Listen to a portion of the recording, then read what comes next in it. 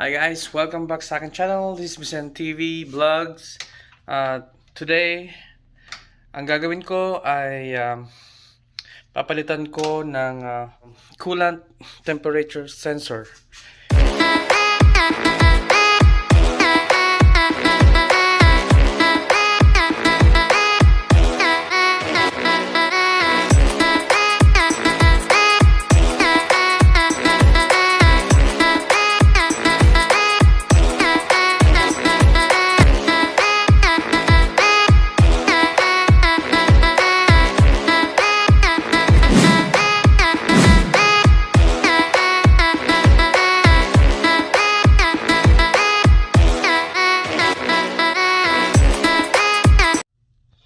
Guys, ang papalitan natin yung sensor ng sasakyan. Ito yung aking Honda Pilot 2016. So, try kong palitan ng bagong sensor. Okay guys, sana mapakinabangan nyo tong video na to ngayon.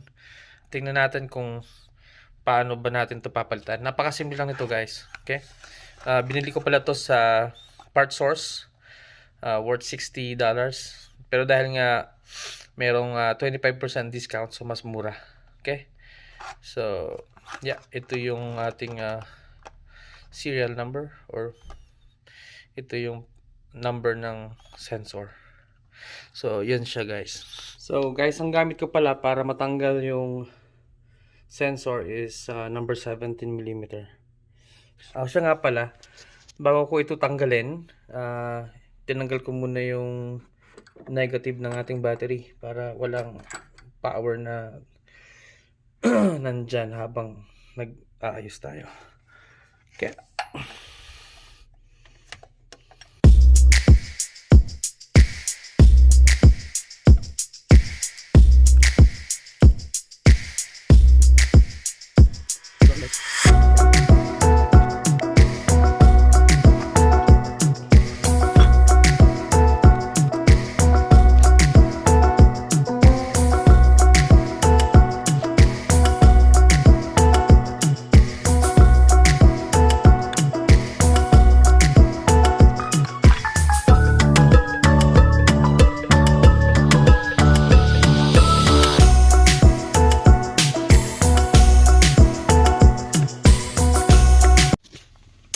So, ayan guys, natanggal ko na yung ating sensor. Ito yung luma.